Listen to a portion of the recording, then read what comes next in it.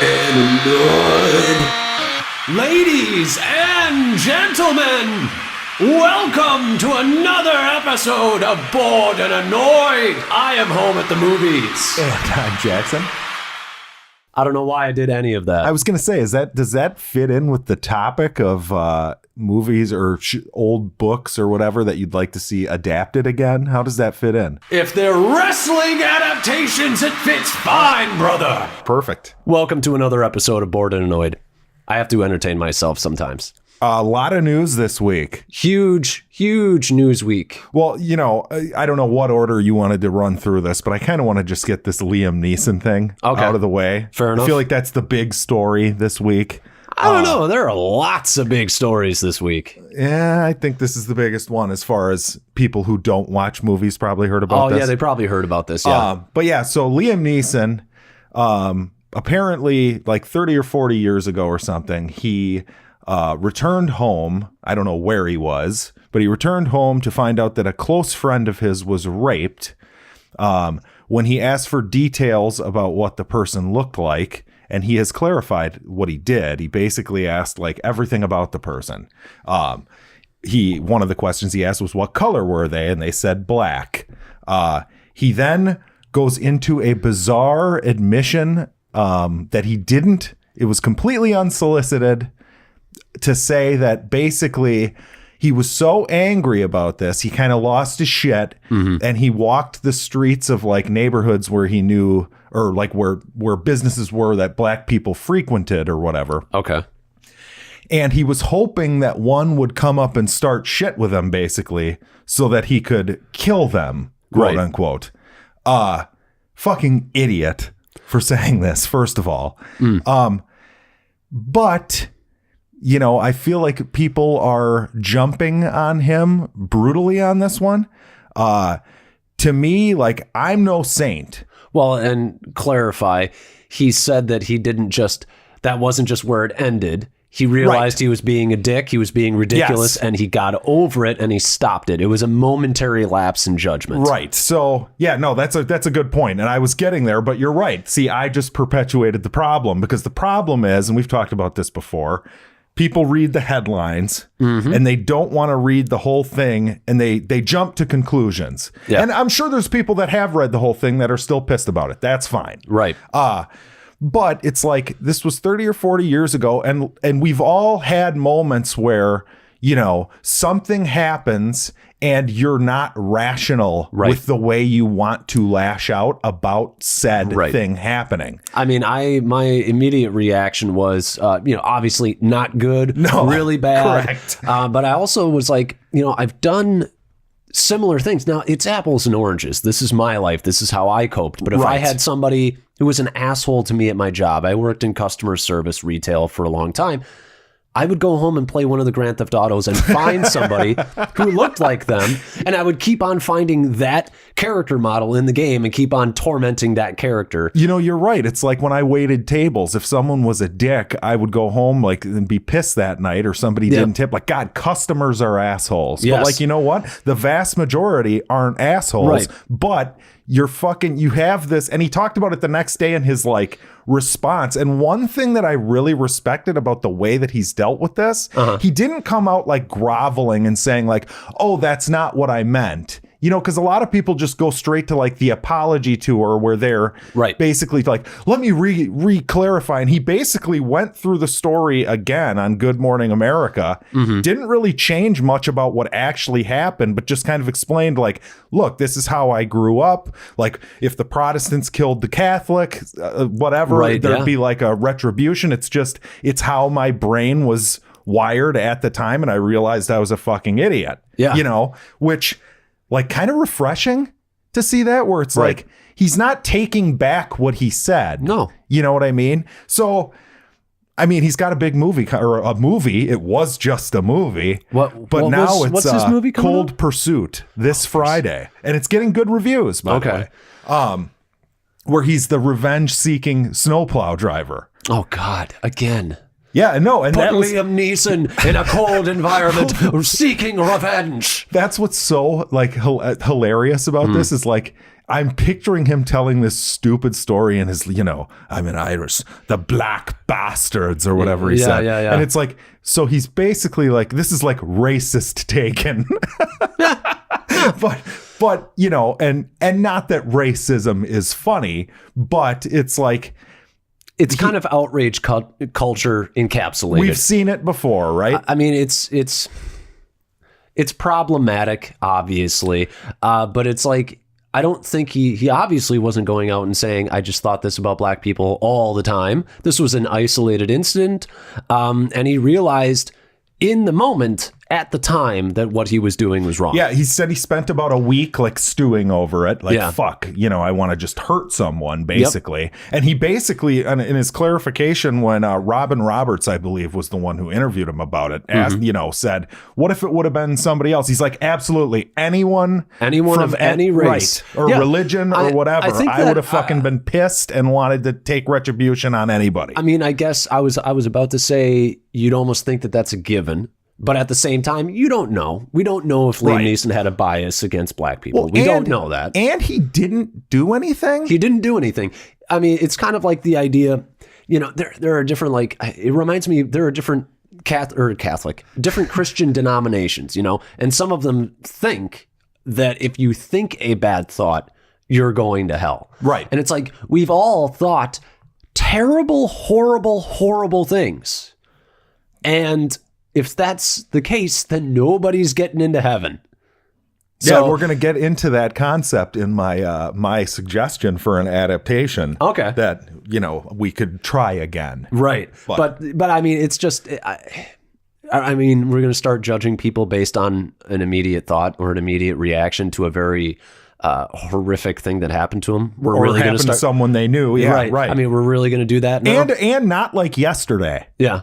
This is like...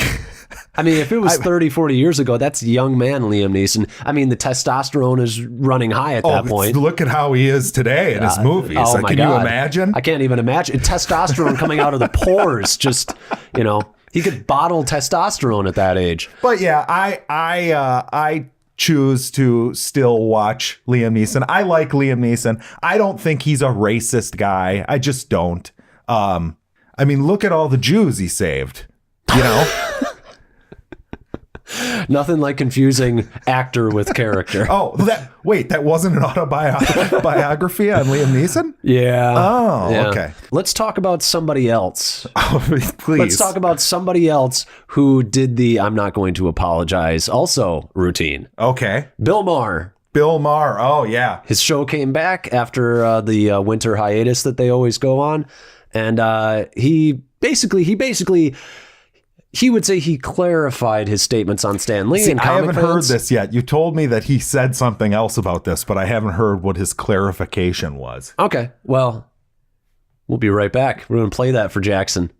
But took the occasion of his death to express my dismay at people who think comic books are literature and superhero movies are great cinema, and who in general are stuck in an everlasting childhood. You can, if you want, like the exact same things you liked when you were 10.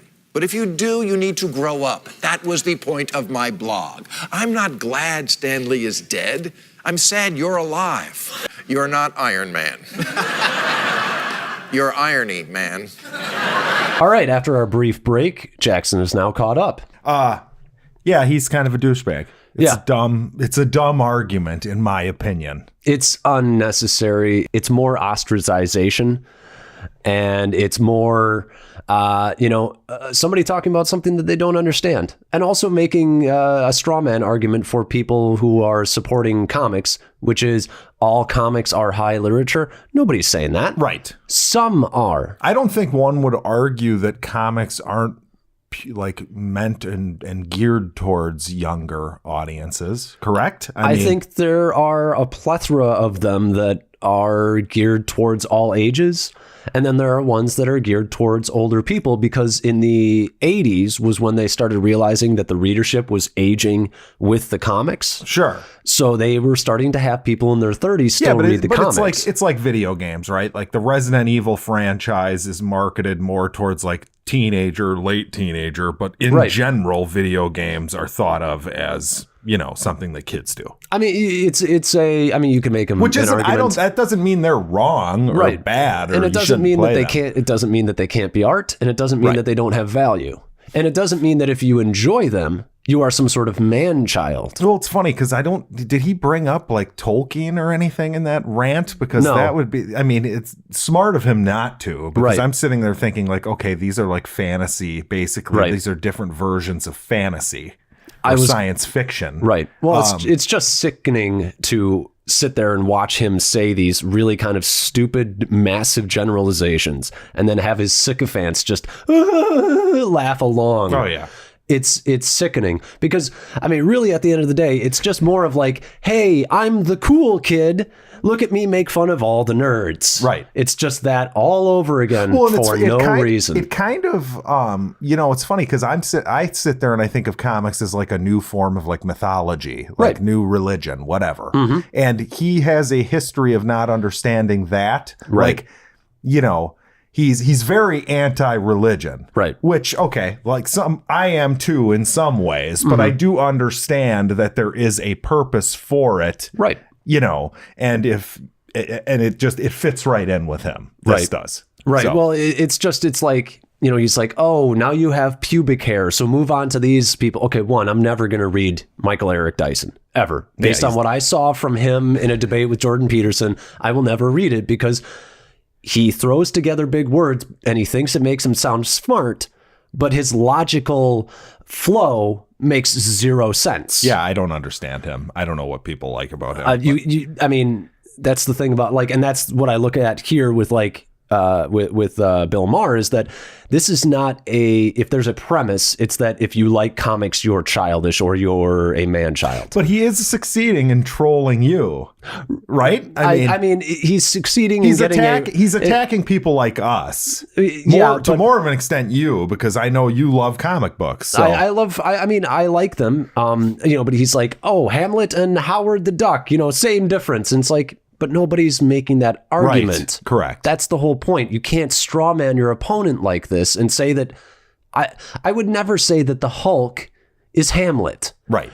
But they're two completely different things. But you can make a thought-provoking story involving the Hulk character if you so choose. Would he insult like Robert Louis Stevenson for writing Dr. Jekyll and Mr. Hyde? Right, exactly. It's the same fucking story. Because at the end of the day, he's like, oh, they have superpowers and they wear costumes, so it's stupid and it's for children. It's like, okay, but if you're going to look at things superficially like that, you're just basically a hop, skip, and jump away from disregarding all of sci-fi and fantasy, which is where we've been forever as a society. He sounds like he's just a miserable guy. Yeah. I mean, he seems like a prick. Right. And, I don't hate him because once in a while, like, there's too many ideologues in TV and shit who are always on whatever team they're supposed to be on. Agreed. And I like Bill Maher for the purpose of, sometimes he says something like this that I completely disagree with. And sometimes he says something that I'm like, well, I agree with him on that. So,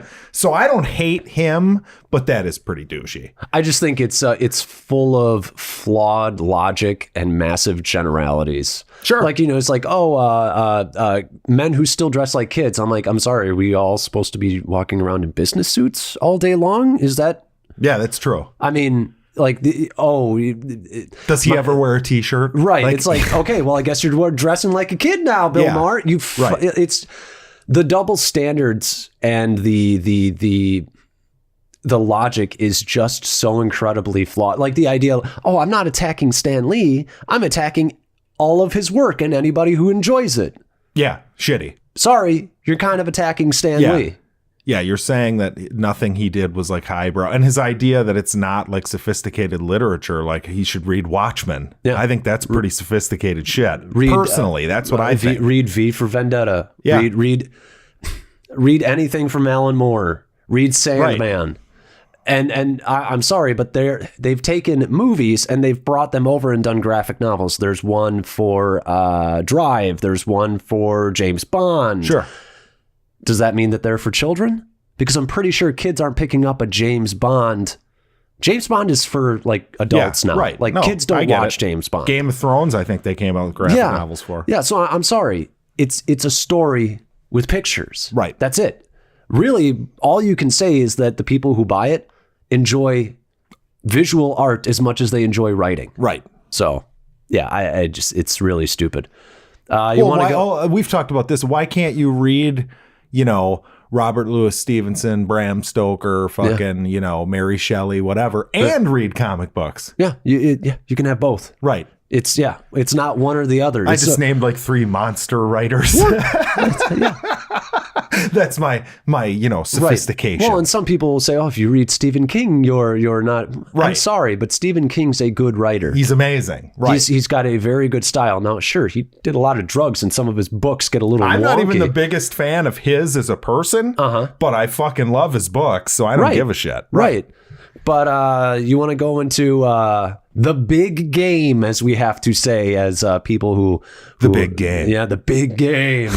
Can't say the SB word, otherwise royalties. Oh yeah, the big nap, the big oh my God, Patriots though, good for them. Yeah, Somebody stop them. I'm sorry, I'm going to sound like Bill Maher, but if you get super mad that the Patriots won, you might just want to calm down and look at your life. Because it's like, I mean, you can hate the Patriots all you want, but it's a game.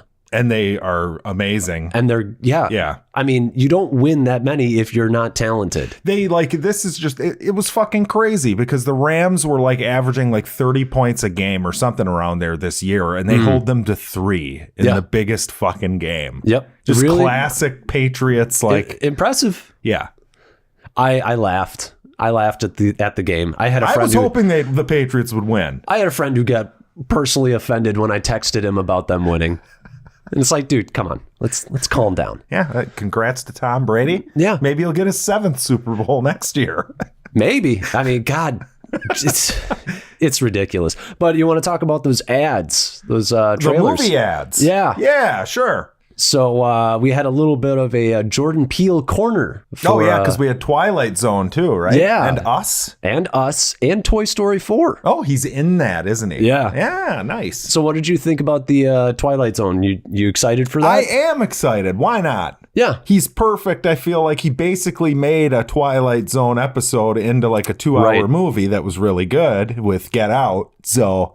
yeah, why not? You know what? The only thing that, and I am excited for this, but there is a part of me that goes, well, we already have Black Mirror, which is basically Twilight Zone for now. It's like Twilight Zone horror. Yeah.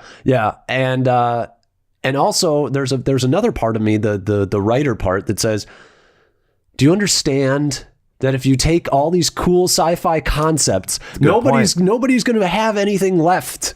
I mean, nobody can do like the whole, like, there's something on the wing. Nobody can do the whole, like, oh, they woke up and everybody's got a pig face. Like, there are certain concepts you'll never be able to do again because they were a Twilight Zone episode. I bet you, though, that a ton of those have been copied and, I suppose that's true. You know what I mean? Because everything I feel like has been done. Yeah. It is very rare when you see something and you're like, oh, that's completely new. I've never seen anything like that in my life. Yeah, that was wholly original. Right. Yeah, I mean, and that's sort of like the, postmodernist idea is that there's nothing new under the sun. But, I mean, it's true. But at the same time, new things come out, new technologies, and that sort of reinvents what we can do with sci-fi. And Black Mirror has done that. Exactly. Yeah. So, I mean, there is potential for that, but if you're going to be doing this, every week or maybe it's what's it going to be on again? CBS All Access. Though it's like we're getting it because of the success of Black Mirror. This is their Black Mirror. That's true. So it's a good point. I really hope it's good. I think with Jordan Peele involved, it will be good. I haven't seen anything on this CBS All Access yet, so I can't judge. Right. You know what I'm saying? I can't say, oh, it's on that service, so it'll be bad, or oh, it's on that service, it'll be good. Wasn't the new Star Trek on that? It was, and I heard that if you weren't a Star Trek fan, you'd like it. Right. It's like an action show. Yeah, it was like in the same vein as like the new Star Trek J.J. reboot. Abrams. Yeah, ones, yeah. right. Yeah, so I want to check it out. Yeah, I think it's got what, Michelle Yeoh is in it? I think so. I don't know. The one girl is in it who I think played like oh God, what was she in? She was in like Orange is the New Black or something. Okay. The main character, and I can't remember her name, but yeah, I'd watch that. So keeping with the Jordan Peele corner. Okay. Us, new trailer. Yeah, it still looks great. It still looks great. Yeah. I can't wait to see that one. I mean, are you, now that we've had a second look at it, you getting any sort of ideas for maybe where the story's going to go, maybe what he's trying to say with the message yet? No, I don't want it. I don't. That makes me happy because I feel like the Get Out one was the opposite, where you saw the trailer and you kind of understood what he was doing. Right. Whereas now I feel like, okay, I know there's going to be something. Right. But it's going to be fun because it's just a fucking crazy, home invasion story. Right. So there is a part of me that says like, okay, so, what's the other one he's doing? He's producing the Candyman. Candyman. Yeah. So he is big on doing some sort of statement on race. We already kind of know that. Seems like that's a big theme in what he's doing. So there's a part of me that says like, it won't be that. Or? No. I think it will be. Okay. Because there is a part of me that says it's black people, and then there's a violent version of the black people that shows up. You think he's going to be that ballsy to do a concept like that? I don't know. I'm just saying, like, I'm just taking literally what we have, and maybe that's what he's going for. It would be cool. Yeah. Like kind of a social like commentary on the state of like black culture and or black whatever. on black crime, maybe. Yeah, sure. I mean, I don't want to sound racist. I'm just making a guess. No, and I don't think it's racist. I mean, come on. Like, it's clearly a problem, right? Right. I mean, that's not racist to say that. Right. But yeah, I bet good for him if that's what he's doing. I don't care if he's doing another thing like he did last time either. But you're right. It doesn't look like it's like it's themselves. Yeah. It's not like the white man coming and banging down the door as far as you can tell. Yeah. So who knows? So I'm excited for it because I liked Get Out a lot. I liked the commentary a lot. So what else? Toy Story. Keeping with Peele. Yeah, Toy Story. Toy Story. You gotta say. What else you got? I mean, it's gonna be good. I'm sure. Yeah. I didn't laugh too much with that preview though. It was short, wasn't it? It was pretty short. You got a little bit of Bo Peep in this for the first time. Haven't seen her since 2. I think. Was she into? I think she was into. Was she into? I can't even remember now. I'm probably going to do it. We should do an episode on those. Rewatch those. Yeah. I agree. I love. I mean, we'll talk about it with one of our reviews for this week. But it might have a new contender for best animated trilogy of all time. Maybe. Stay tuned. Maybe. But yeah, what else do we got? Oh, Game of Thrones one. That was quick. Little ball tickle. Oh, yeah. Yeah. Oh, God. I can't wait. Yep. I'm excited. I'm pumped. Hobbs and Shaw. I had a buddy who was like, yeah, I was really pumped to see that. And then I saw it was a Fast and Furious movie. And I was really? like, no. But it's going to be fun because those two guys are like, I feel like this is like your worst nightmare. I mean, it looks like a Fast and Furious movie. So they're going to have to like share the self-love, like, you know what I mean? Like the mantle with each other. They're going to have to, You know what? Let's think about that for a second. You know what? I bet you this will be a decent movie because The Rock's not headlining it himself. That's what I'm saying. But the other guy who's co-headlining it, it's like the same type of guy. Yeah, I mean, that is a nightmare. This movie has a real honest-to-God shot at $1 billion worldwide. Well, the fucking franchise is huge. Yeah, China loves this franchise. Of course, of course they do. This could make 350 mil alone in China. And The Rock is a huge international star.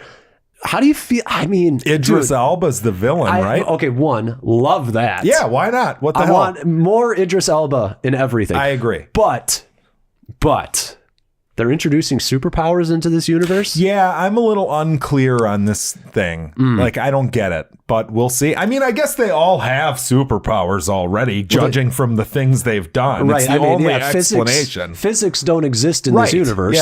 Yeah. I mean, which is one of my pet peeves. Oh, come on. You could totally drive a car through a skyscraper window and land perfectly Oh, did that happen in the latest one? No, that happened like 2 ago. Okay. Like, I haven't seen Fate of the Furious. Okay, I dropped off after 5.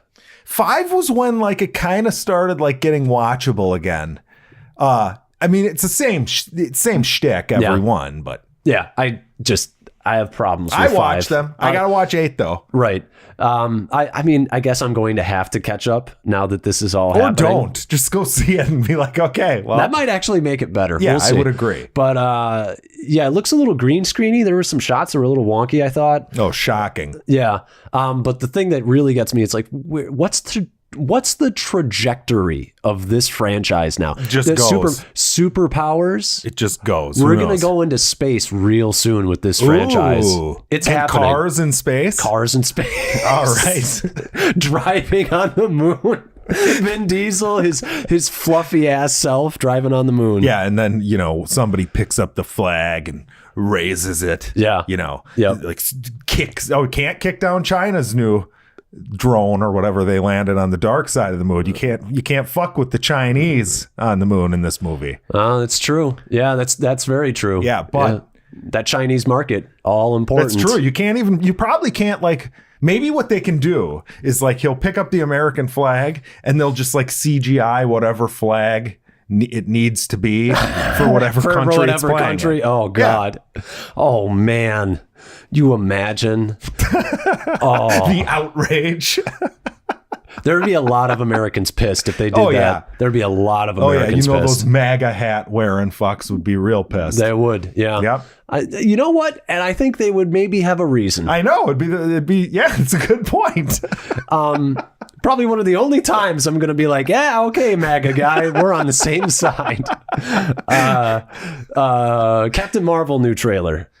Still not on board with this movie? I don't care yet, but I know it's going to be good. Regardless of what Bill Maher says. We'll get into I've been doing some research on this movie. I looked up who made it. I've started watching the movies that the directors have made before. Okay. Yeah. So I want to get a taste for what's coming our way. And I'll fill you in during our shit we watched. All right. To see if you're right about that. But what I will say is the marketing is getting better. Yeah, it looked real, like it was just not impressive. The first trailer. But this one is kind of like fun little adventures. It seems to have a little bit more personality now. Okay. I'm hopeful. All right. I'm sure it's going to be good. You don't even need to be hopeful. I mean, they're always good, right? Ant-Man and Wasp says hello, and so does Thor 2. Thor 2 kind of sucked, but... Yeah. But, big one. I think it was probably, I'm trying not to be biased, but I think it was probably the best trailer of the Super Bowl was the Endgame trailer. Yeah, sure. Pretty fucking dour.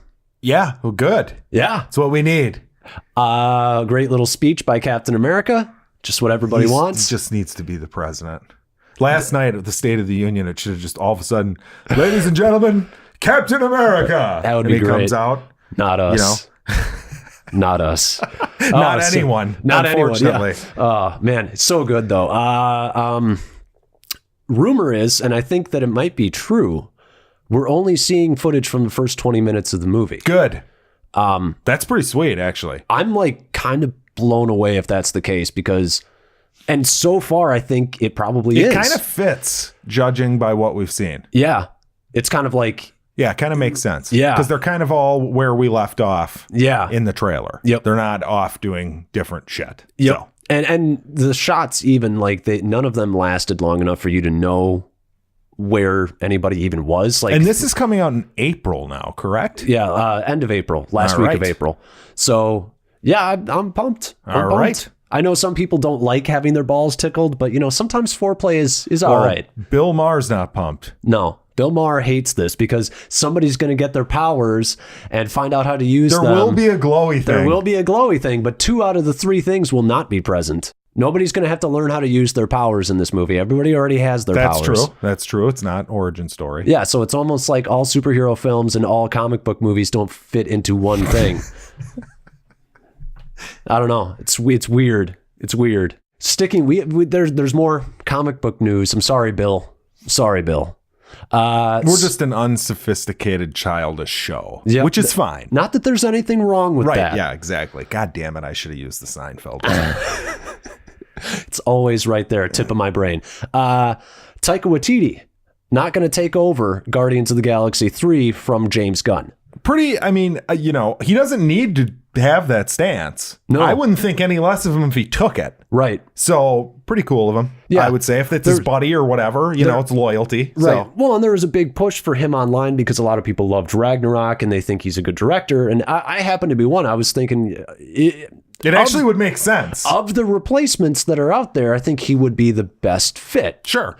But I love that he has this stance because it shows that he cares about, artist integrity. Well, and I was thinking too, and I know that they're the ones who shit canned James Gunn, but Disney doesn't seem to be like pissed about people taking stances like this. No. Which I think they deserve a little credit for. Yeah. I mean, you know what I mean? Because they're not saying like, fuck you, Taika, you know what I mean? We didn't ask him anyway. Everybody involved seems to be being very mature about the whole thing, correct. which is refreshing.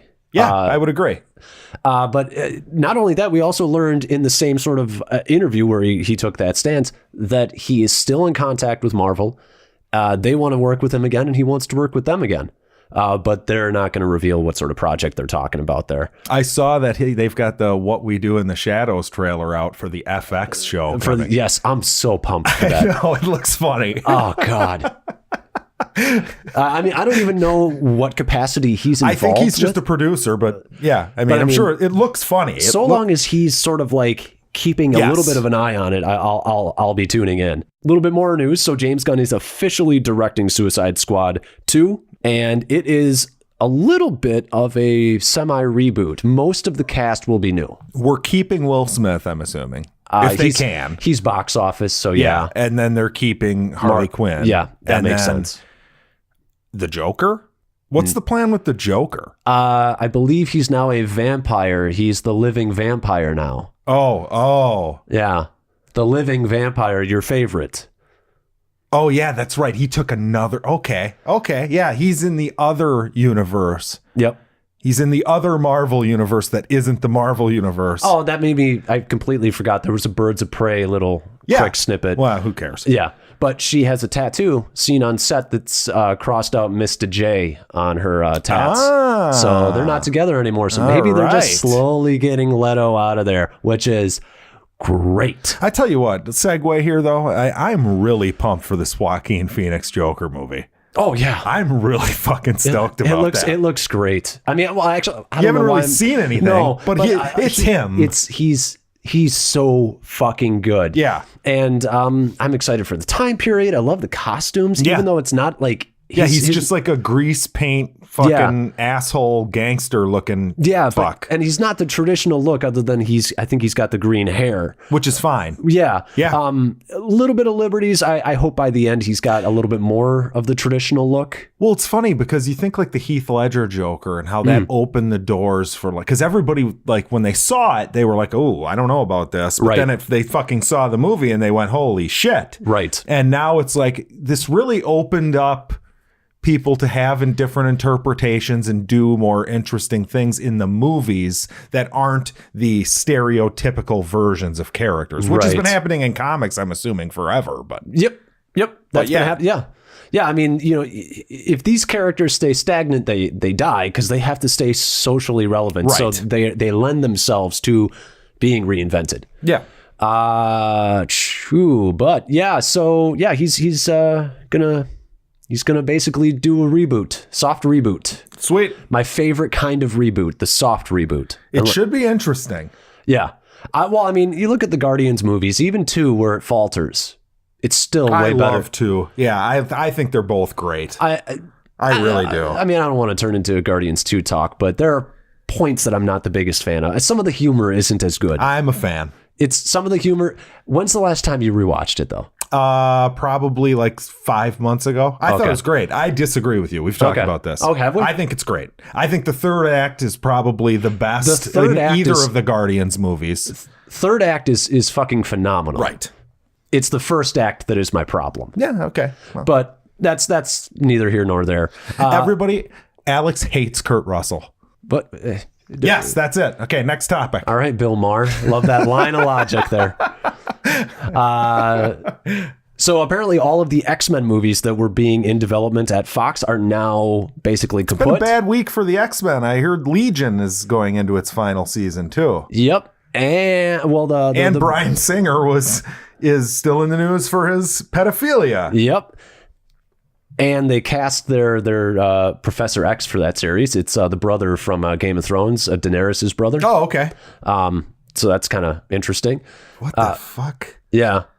But and also apparently there was a new test screening for Dark Phoenix, and apparently it was just as laughably bad as the first test screening that they had that prompted I the heard reshoots. It's terrible. That's what I heard. By the way, you just fucking blew my mind with that Daenerys brother thing. Yeah. Because in Counterpart, there's a character in it who I think the actor's like really good. And I didn't put it together, but I'm 99% sure you saying that just sparked that it's him. Okay. Yeah. Cool. Interesting. I actually liked him as an actor. He did a good job with the Daenerys brothers he was character. A fucker, wasn't he? Yeah. Oh yeah. He was good. He played the part perfectly.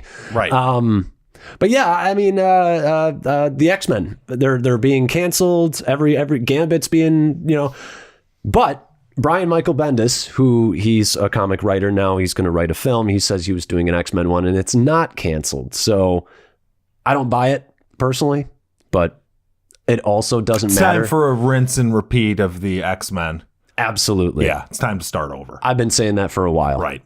More comic news, because that's all we do here. Jesus Christ. Ben Affleck is out as Batman. Oh, yeah, that's big news. We got to talk about that. Yeah. Is he out, or is he out of this movie and this is like a prequel?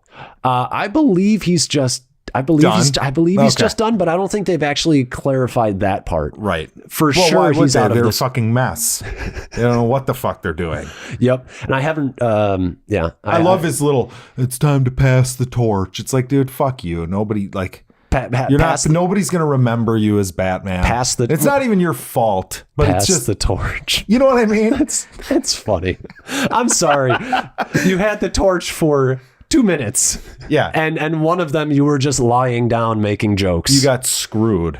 Yeah, it's in my opinion. It's not his fault. I agree. Yeah. I don't blame him. No, I thought he was actually okay as the character. I wasn't the biggest fan of his Batman. I liked his Bruce Wayne though. Sure. Yeah. So you want him to play Bruce Wayne and Christian Bale to play Batman? I think that would maybe be the ideal. But what I will say is that I liked his Bruce Wayne, his public Bruce Wayne the best.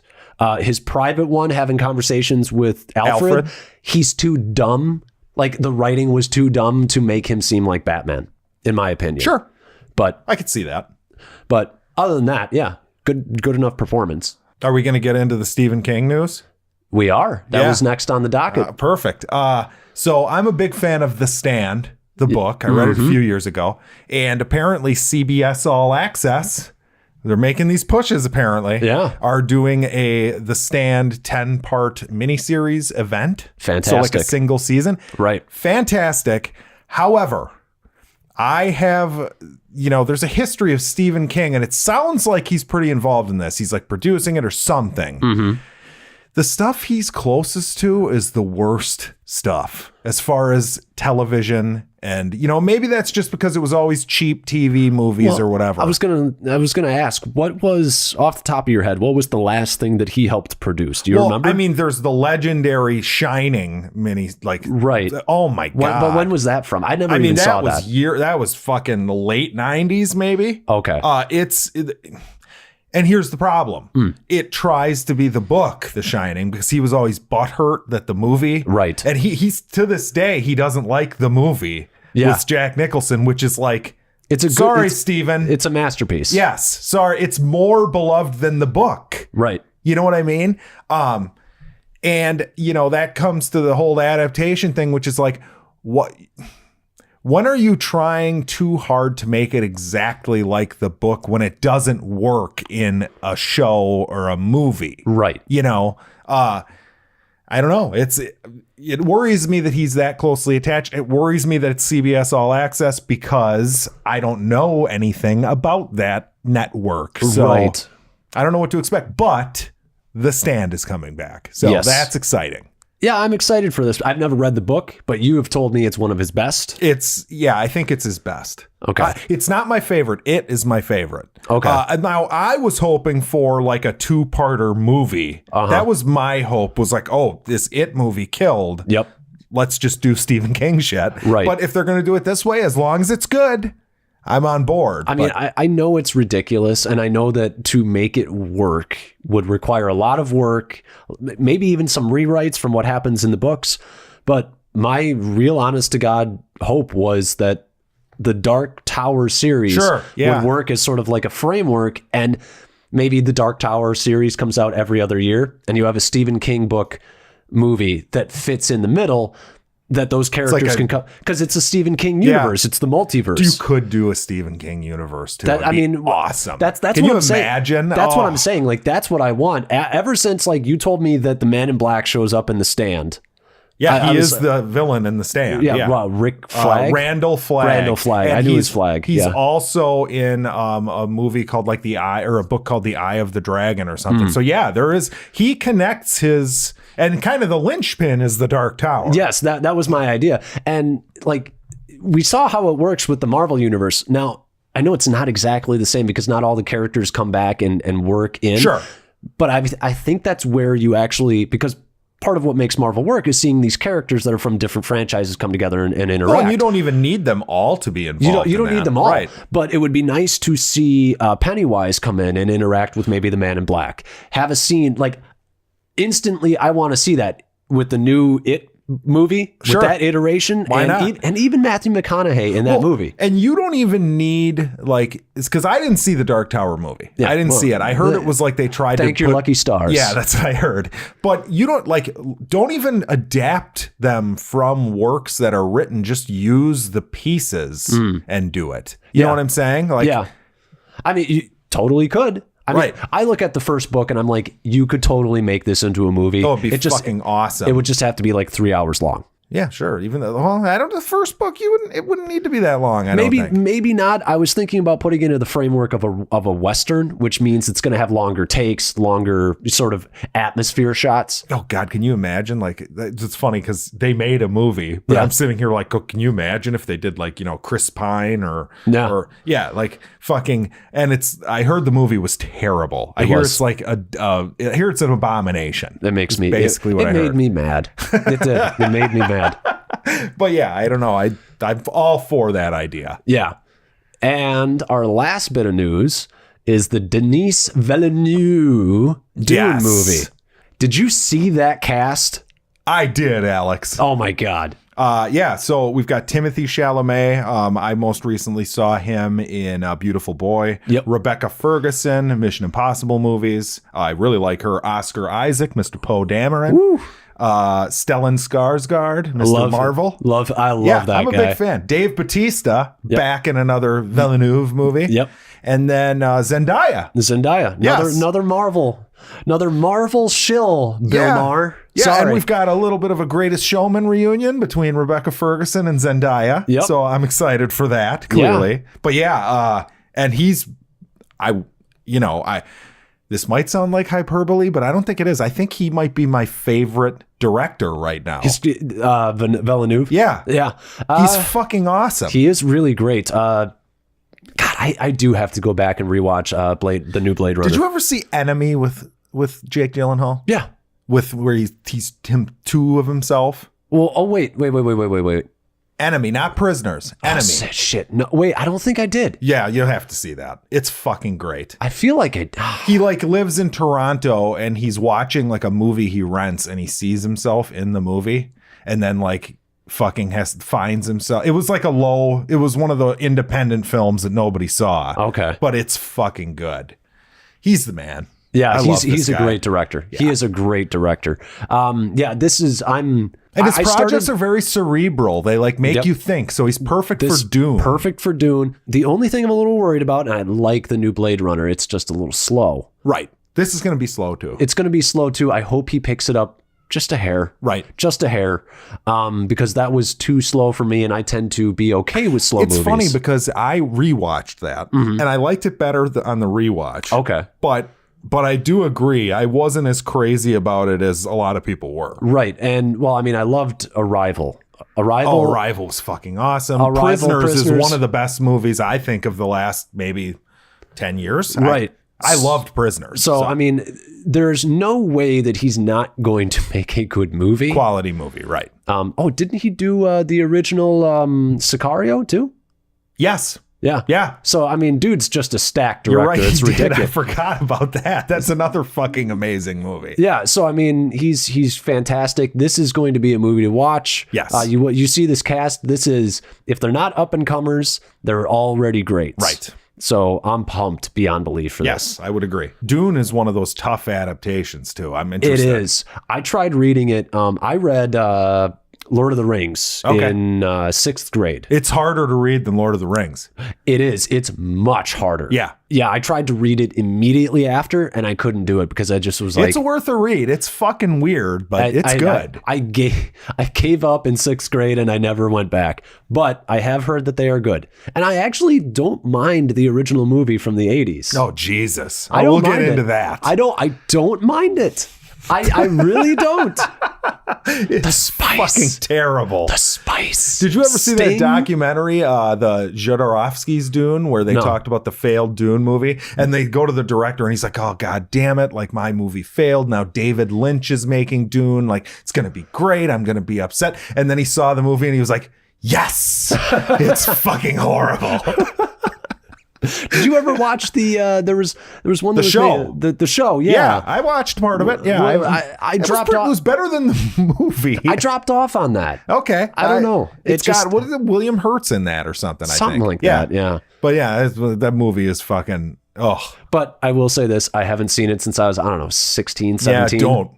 Just let it live there. on in my mind as this fun little. Let Sting live on forever. I kind of liked, it's a movie of its time, and I think that's the kind of thing that I like about it. Is I like the aesthetic that they have in it. We should review that for the podcast before the new one comes out. Fair enough. Yes, that needs to happen. All right, let's do shit we watched. Okay, so yeah, I'll start with. I watched both of the first two How to Train Your Dragon movies. Okay, yeah. Rewatch them. They're fucking brilliant. Yes. They're so well done. Characters are all great. Mm-hmm. I was surprised because, you watch certain kids' movies and they're very like, sure, they're teaching a lesson, but it's not like a deep, profound, like adulting lesson. Yeah. These movies deal with shit that's like really fucked up. And they do it in a way where it's not, it's not like A Monster Calls was one example where it's like, holy shit, this is depressing. What's the fucked up thing in the first one? I haven't seen the first one in a long time. Well, the first one is kind of just about like parenting. I mean, the dad is an asshole. Yeah, it's true. You know what I mean? He's a little dweeb. He's picked on. Yep. So the first one out of the three of them has the least of that, I will admit. Yeah, that's the standard sort of hero's journey growing up tale. Sure. Yeah. So, but the second one is his dad dies. Spoilers. Yeah. It's been out long enough now, I guess. It has. But like finding his mother who ran away and left the father as this, he's the only child of a single dad, and everything's going good. Like it wasn't like a big fight when the dad found the mom. And then all of a sudden the fucking dragon kills his dad. Yeah. Fuck. Yep. And I can't imagine like kids watching. I mean, it's depressing, but there's a lesson about like forgiveness. Yep. And the power of like, control over whatever, like animals don't always know what they're doing. Right. Yeah. So yeah, that was my takeaway from rewatching those. They're great. The second one, the first one's probably better, but I think the second one is deeper, more emotionally resonant. I think they have fantastic scores. Yes. There's some of the best scores. You get really up in your seat when the like dragons are, and they're so colorful and good looking. Yep. Yes. Yep. But yeah, we will be, listen to our review of the third one, which we had the opportunity to see this weekend. Yeah, well, I'm not going to say what it was. No, spoilers. Yeah. Everybody dies. But yeah, I watched that. I watched Happy Death Day. Oh, yeah. Because I knew Happy Death Day to You was coming out. That's right. Yeah. I heard that this was not terrible. It's kind of fun. Yeah, that's what I heard. I mean, I'm a fan of the concept, and I think there's a show on Netflix now, Russian Doll, that I think is the same Groundhog Day concept. Yep. And I can't really, offhand, it's hard for me to find like movies that have used this that I haven't liked. Right. It's just an interesting thing. You're very engaged because like the movie sets it up, the first day of the first time she goes through the day, like she's walking around the campus and like there's the guy who falls over in the background. There's the alarm going off on the car. Yep. Just like Groundhog's Day. Right. We got to set up the setting of the day. So so it's fun when that kind of stuff gets played with. Right. You know what I mean? Like, what will she do tomorrow during this situation? This replay. Yeah. Is it scary? No. Yeah. Not at all. Right. It almost feels like it doesn't try to be, which is interesting. It's trying to be fun.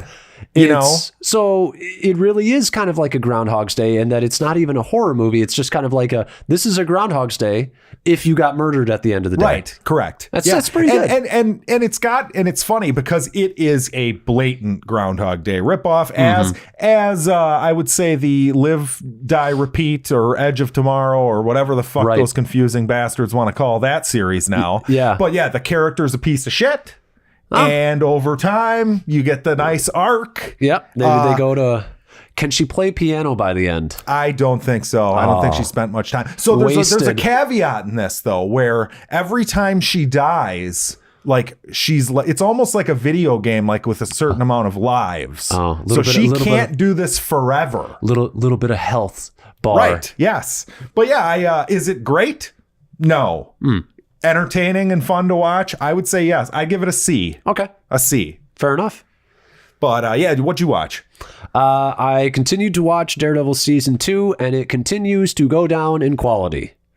Oh, you mean Punisher? Oh, sorry. Yeah. Hey, you could have been talking about Daredevil season 2. Wow. Yeah, that works. It still works. Yeah, Punisher. It keeps on. I haven't. I'm on episode 7 now, and it's just boring. It's just boring. It's just more of like, and I got to say, this Agent Madani character, I did not like her in the first season. I really hate that she's back. There are problems with the whole, like, you demystify Frank Castle if you put him with other people and make him part of a team. He stops seeming he's like not a team guy. No, he stops seeming like a badass. And then they keep on having these goddamn conversations about, like, can you go there, Madani? Can you let me do what needs to be done, Madani? It's like, dude, we already did this first season. You've been in 2 seasons of shows already. Well, even his intro in Daredevil, that was kind of the plot, right? It was like Daredevil's the good guy who doesn't, cross the line, and Punisher is the, yin to that yang. And, yeah. And then there's a bit, and it's a small bit, but it's kind of the thing that I can think of off the top of my head right now, which is there's a point where he has to go and stop a person, and he gets into, you remember that black friend who was like part of the yes. So he gets in his car, and I'm like, see, this is why this doesn't work, is like he gets in the passenger seat, and there's something sort of I don't know, not pacifying about going into somebody's passenger seat, but you're not in control. You're not right. You're not the badass that's driving the car. Yeah. You're literally not driving the plot of the movie. Yeah. And so there's that bit where you're like, see, this would just work so much better if he just got into like a dark van that's got, Oh, the Punisher van? Yeah, the Punisher van. Got into a dark van that's got a fucking minigun on the top, and he rode off, gonna kill whoever needs to be killed. It doesn't work when his friend's driving him in a fucking sedan. And this Agent Madani is a fucking terrible She annoyed actress. me in the first season. Yeah, she's bad. And then the character...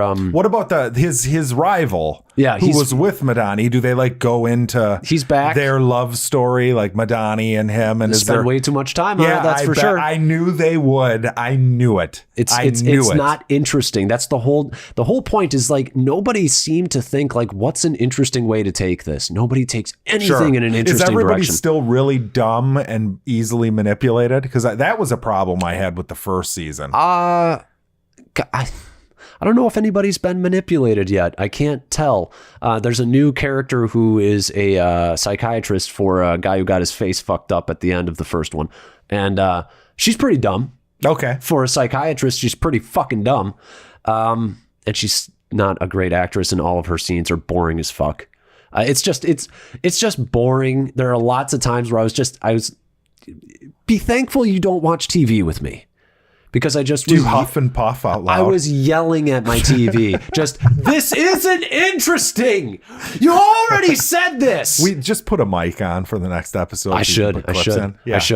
But that was the big one. And then I started going back to Captain Marvel. I started watching a movie that the two directors of Captain Marvel directed called Mississippi Grind. Okay. It's got Ben Mendelsohn and Ryan Reynolds. Does Ben Mendelsohn play an evil corporate leader? Nope. And is he pretty good at whatever he's playing? He's pretty good at what he's playing. Oh, there you go. He is a down and out gambler who is divorced, and he just can't seem to catch a break. He's kind of a loser. Okay. Ryan Reynolds is a drifter who is very successful, very handsome, very charming, goes around the nation, seems to have multiple girlfriends, I would say, and just is a very successful gambler. And when Ben Mendelsohn meets him, he starts winning more. And so he's like Ryan Reynolds is like the opposite of a cooler who cools people down at the tables. He's the heater.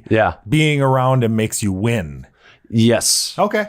Yeah, he's Ben Mendelsohn's Lucky Charm. Is it fun? Is it a fun movie? Is it a drama? What is it? They have a good chemistry. It's a drama. Okay. They have good chemistry. Ben Mendelsohn he's really fucking good in this. Like this is I liked him until I'm just done with his shtick. This is my favorite performance from Ben Mendelsohn. Okay. But I will say this. The performances are great and the character writing is pretty good, but the writing on the movie itself, it's way too slow for the plot that it has. Did they write Captain Marvel or are they just directing it? They did. It's them. It's a woman and a man who are directors, and then there's one other screenwriter on Captain Marvel. Okay. They wrote this movie. So they can write characters, but as far as like a 3-act structure and finding like a way to make it interesting from the get-go, I don't think they did a great job.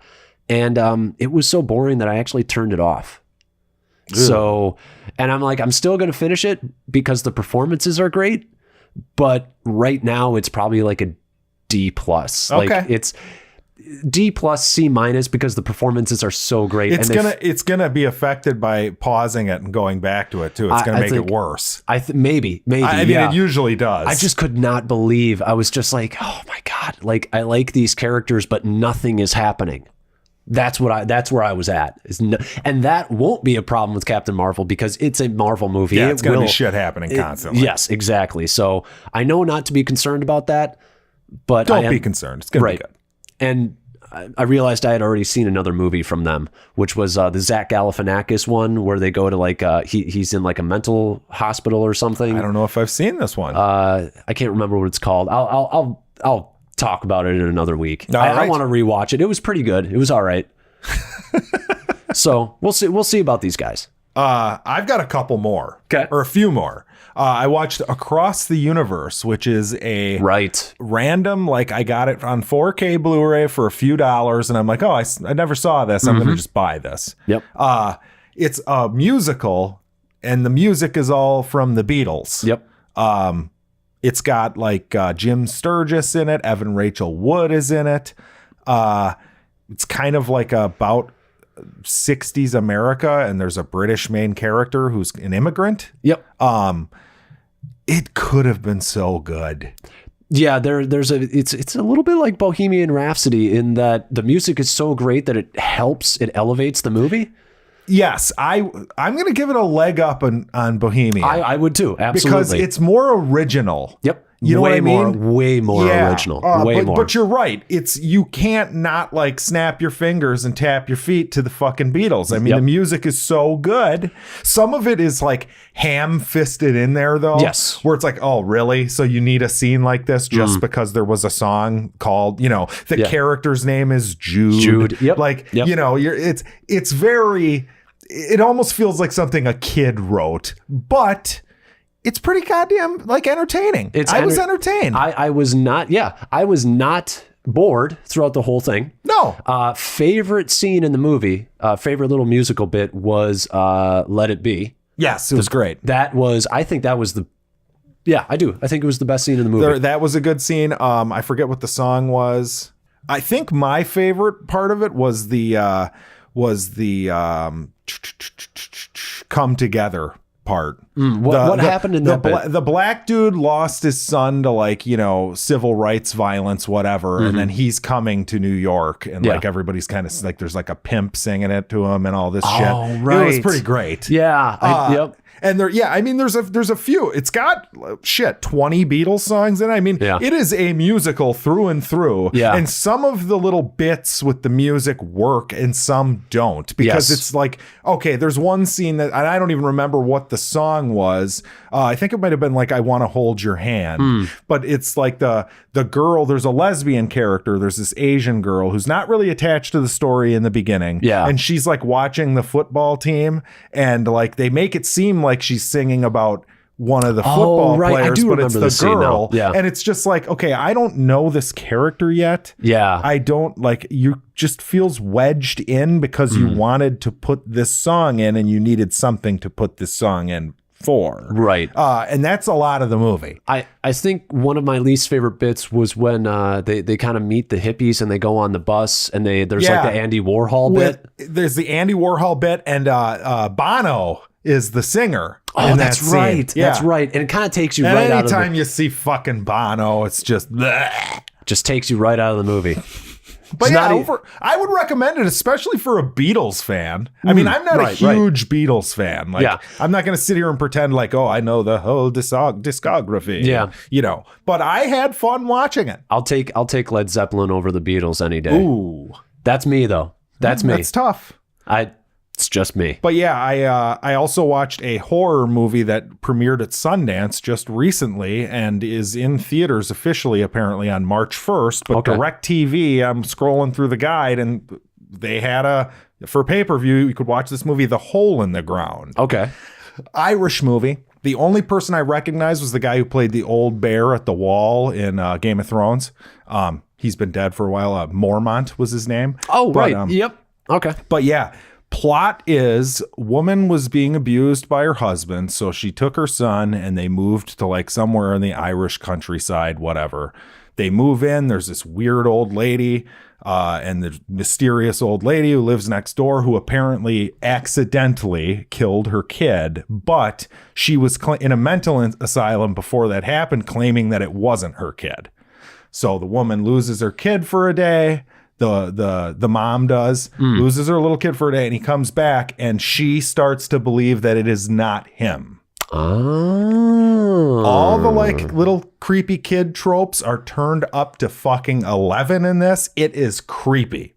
It is well done. Fucking creepy. Is there anything original in it? Not really. But it is done like masterclass of taking these and using them. Fucking awesome movie. I highly recommend it. It gets great. I was just gonna say it gets an A-. It's an A- because there's not enough original there. Right. But as far as being effective at creeping the fuck out of people, like I was sitting there giggling my ass off, thinking it was great. Right. The fiance was not wanting to look at the screen. Like, this is too anxiety. Turn it off. Turn it off. Yeah. I mean, it was wonderful. Just a wonderful time. You say that it really gets me thinking. There's something to be said about all really film criticism is just saying it made me feel this. It's true. And these are the reasons why it made me feel this. Yes. Okay, you're right, because you can laugh at a movie that you're not supposed to laugh at. Yeah. Because it's, you're like Rampage. Right, yeah. Like, you're supposed to giggle at certain parts. You're not supposed to giggle at every fucking thing. Yes. But this one it has a goal. Yeah. It's going to creep the fuck out of you.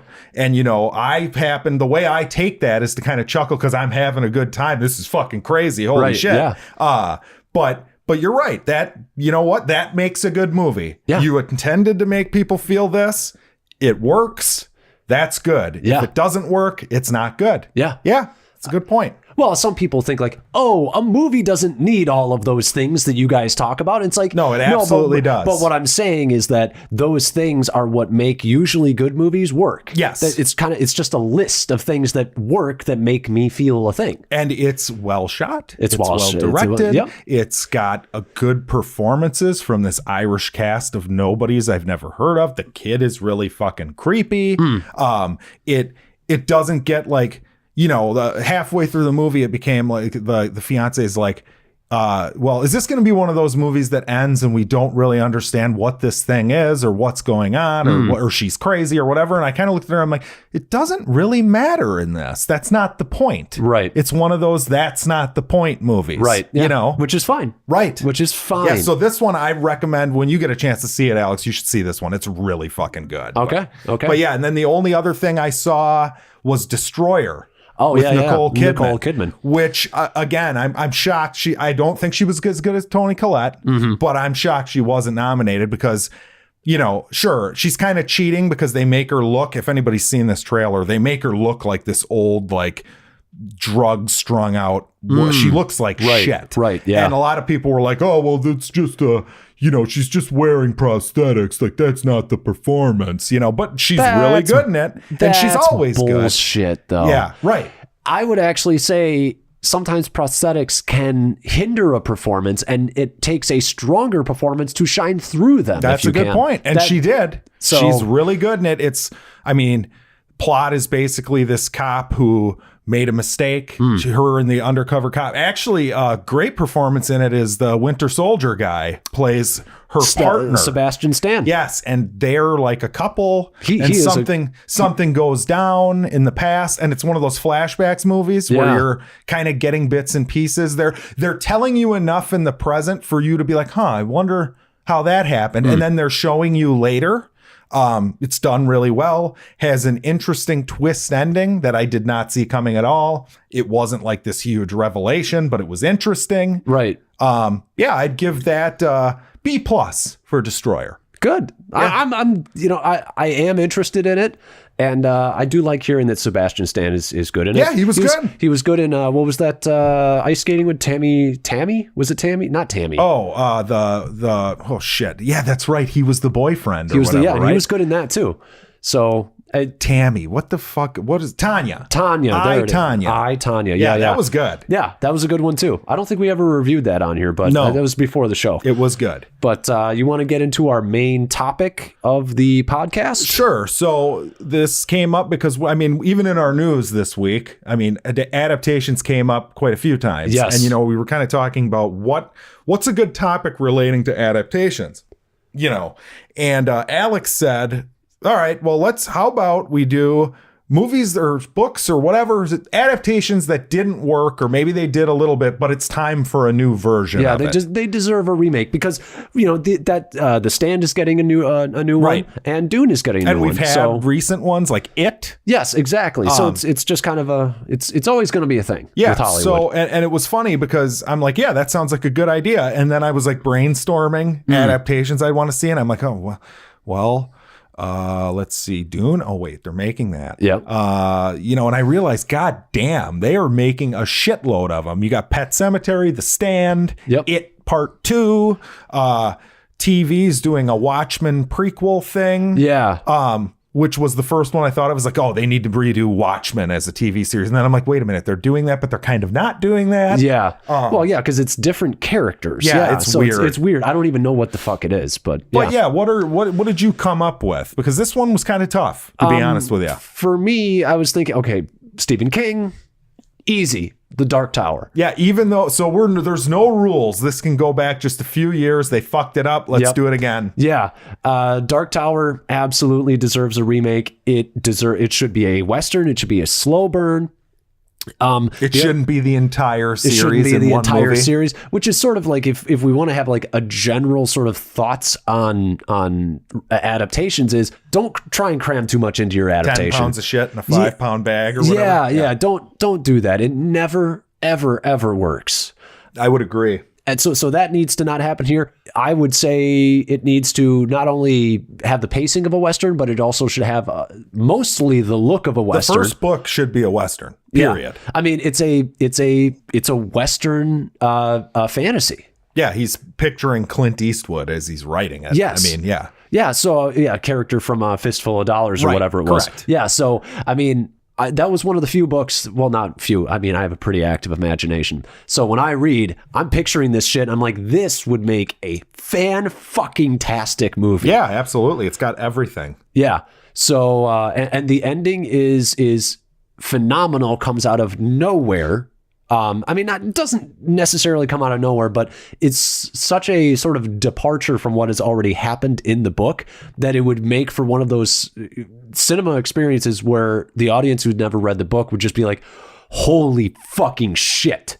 You know, it wouldn't necessarily be like a Shyamalan because it's not a twist, but it's crazy though. The whole story is crazy. The second book is wild too. Oh, I've read the first two. I got to continue that one. And that's the other one too, is that you read the second book and it's a massive departure from the first. It's not even like they're not the same genre. The characters are like, it's so crazy. It's good. I was blown really away. good. So it's just like, you fucked this up so bad. That movie is horrible.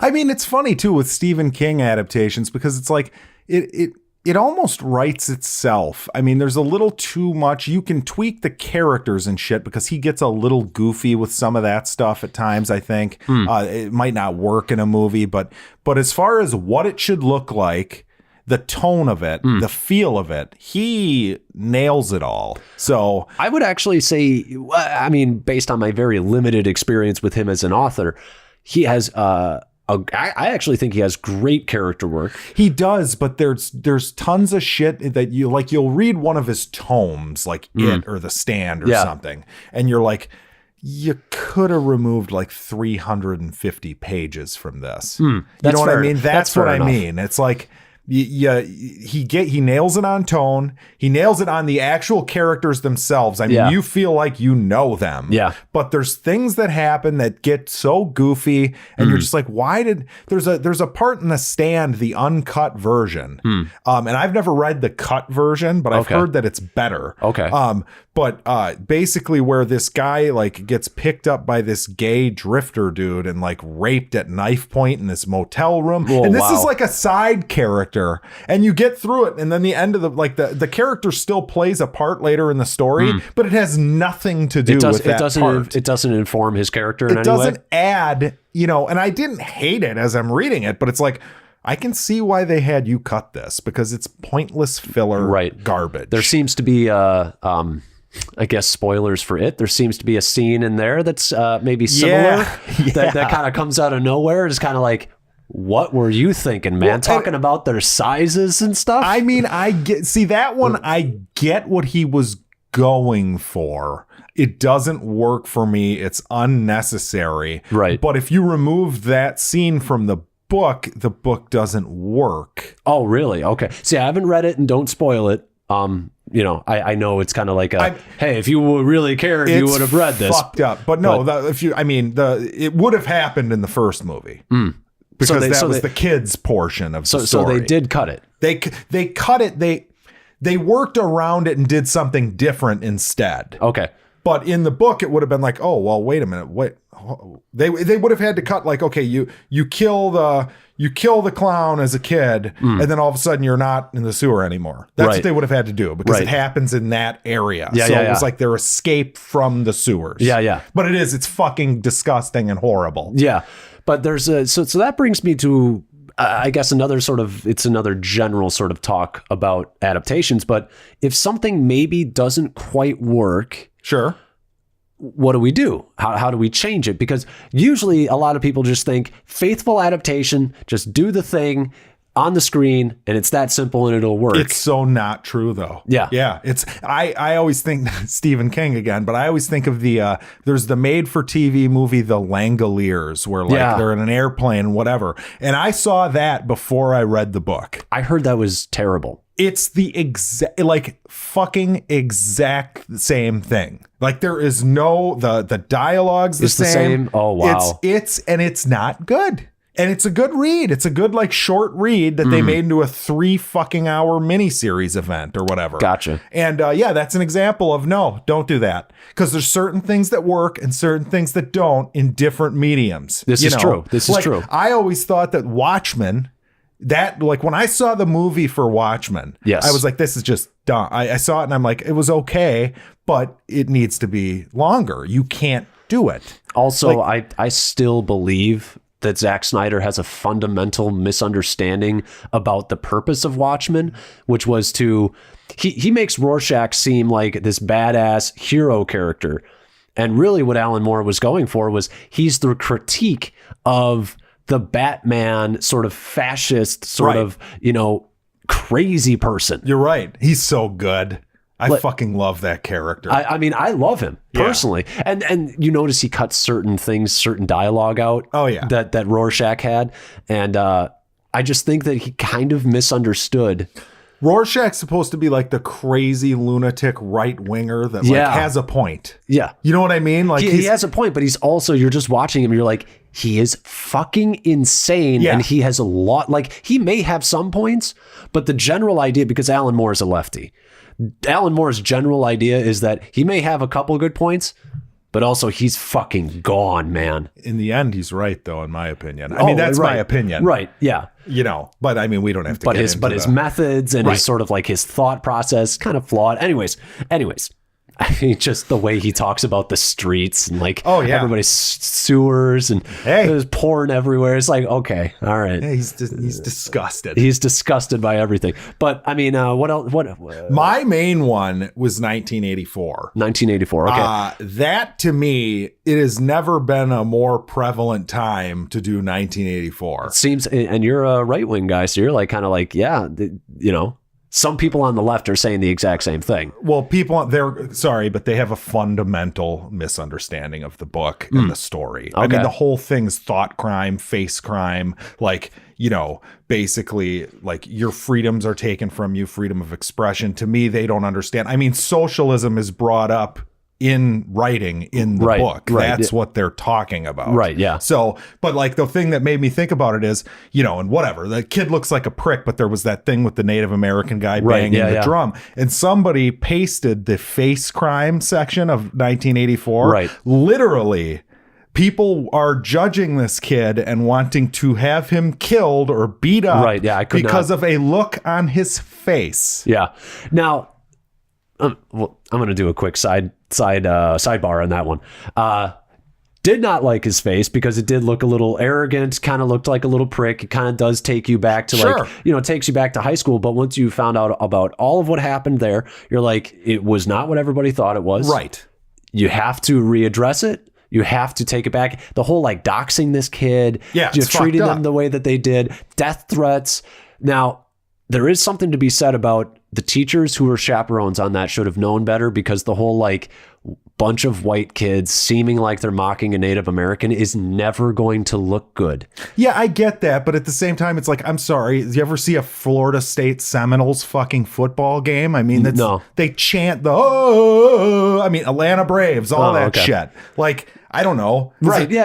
No, come on. I get it. But the point as far as 1984 is this is you're watching people get censored for opinions they have. Mm-hmm. And, regardless of what side they're on, we talk about I know that people hate this, but fake news, news was a trusted thing back in the day, Walter Cronkite days, whatever. Yeah. But now it's no, people don't trust the news anymore. Right. And you know, like, who's controlling the news? Yep. Like, on either side, whatever. These are questions that should have been asked a long time ago. Right. Well, and he did. Right. It's crazy. I read this recently, and you're reading it, and it is fucking weird because you are just like, holy shit, this guy was a fucking genius.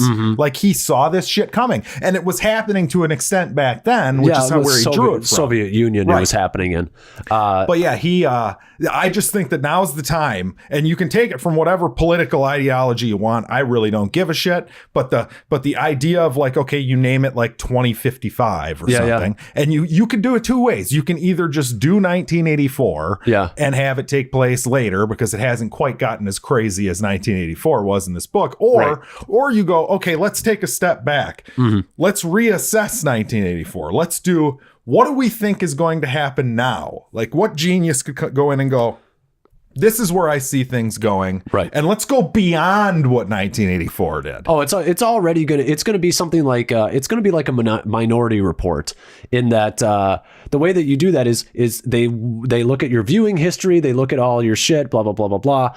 And they basically say, okay, based on your viewing history and based on your facial optics when you're watching, because we're watching you, we know what you think, and you're going to jail. That's what they did in the book. Yeah. Is that what they did? Is that what they did? Okay. Yes. Like, you are on camera at all times. You cannot do, like, they are going to, like, certain things are outlawed. If you have them, you're fucked.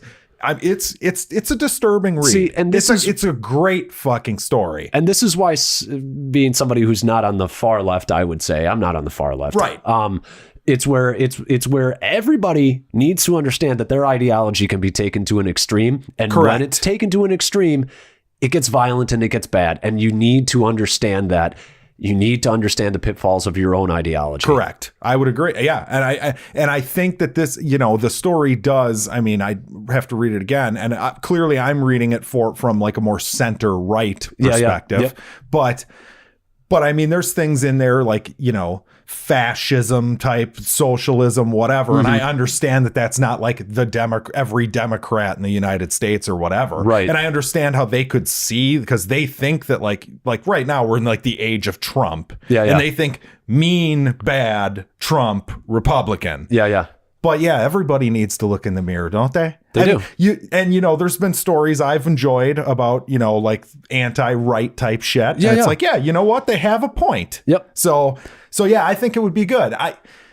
It's weird though, because it's like, this is one that I'm shocked they haven't made another one of, because this is like I mean, they made Fahrenheit 451 for fucking oh God, but yeah, this is the one. This is the dystopian fucking. Let's do it. Yeah, let's do it. I'm ready. I'm ready. I'm pumped for it. I feel like we need it.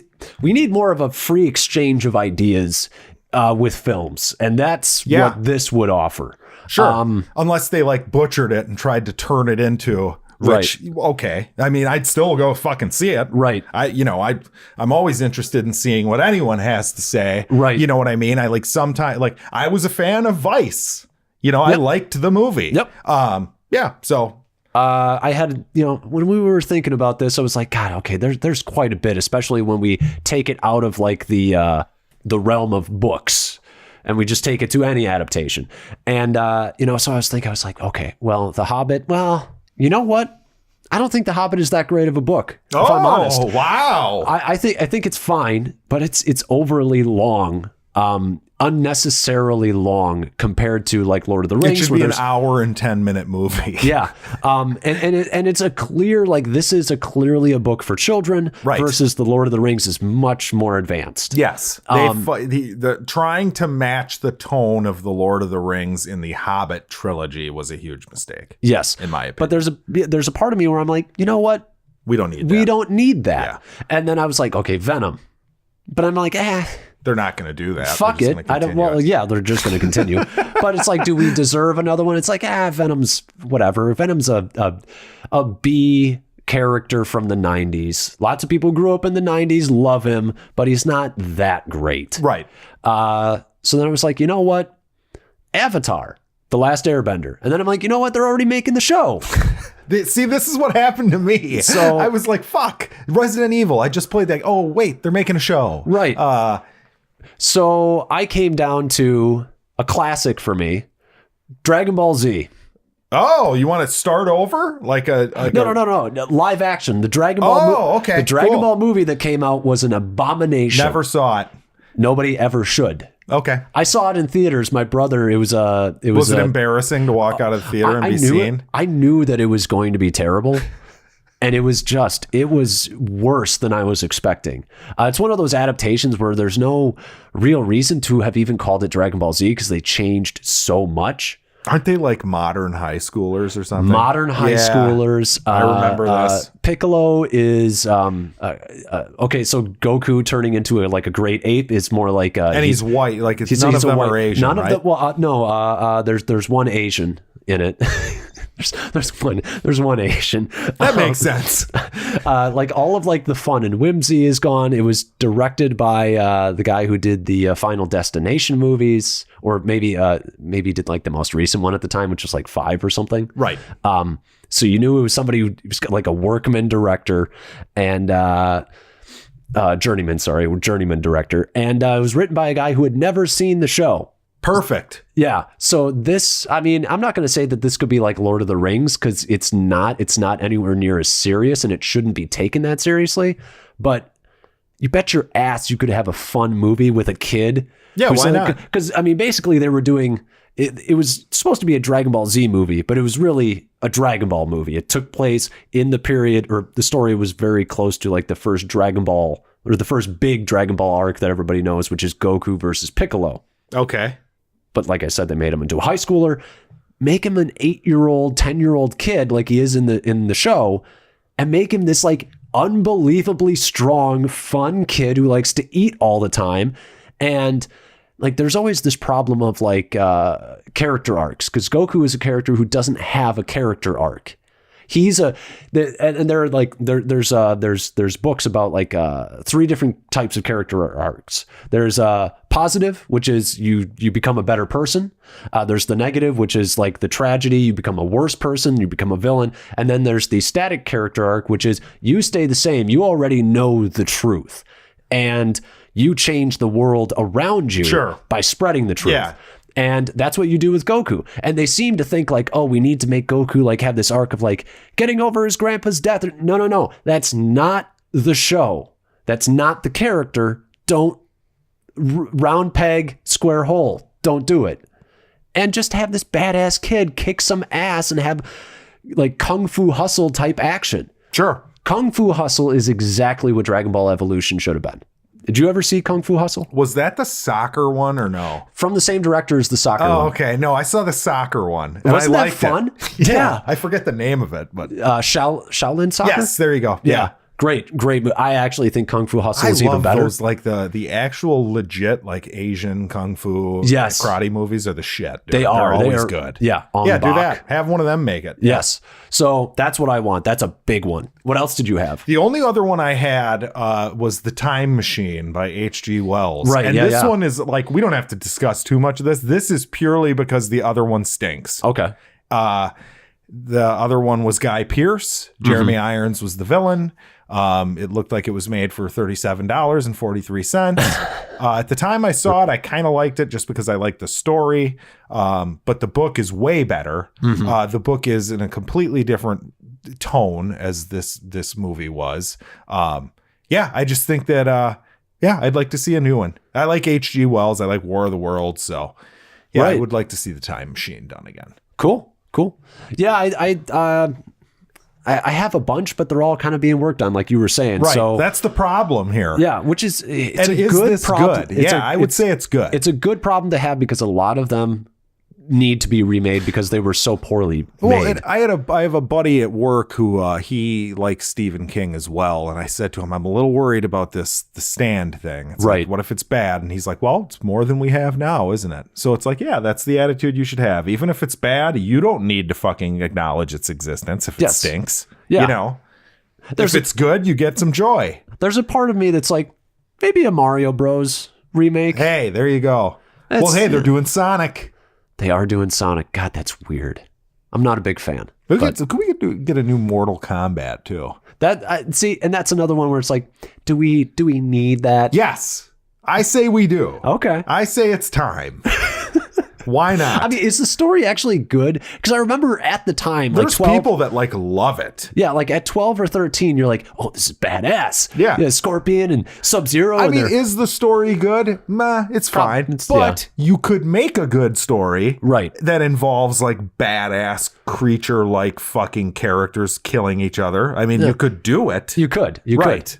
He-Man. But it's already being worked on.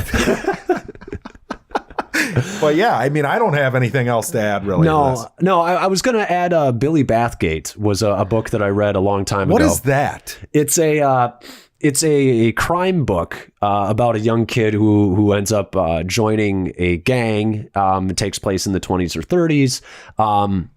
It's one of the few things that actually deals with actually like the Jewish mob that existed very early in the 20s. They were kind of partners with the mafia very early when they were both sort of like new immigrants to America. But as the Jewish community started becoming more acclimated to America, they actually got out of crime, whereas the Italian one sort of stayed in it, which is why you had like the big busts in the 60s.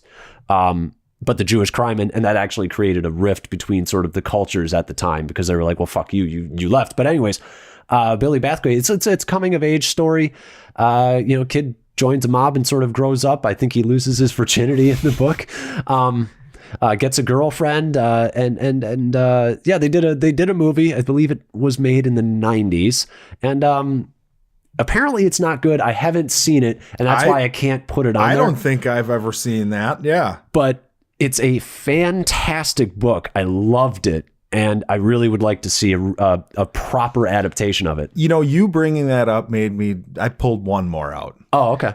It's a book called Rule of the Bone. Okay. And it's about like this kid who's like a 14-year-old kid who kind of like runs away from home and ends up like living with this like Rasta man. Okay. He like kind of gets involved in some shady business. Right. And yeah, it's been a while since I read it, but I really liked it. Mm-hmm. And I remember thinking, I read it in high school, and I remember thinking, this would make a fucking awesome movie. Did it have an adaptation? No. Okay. I don't believe it does.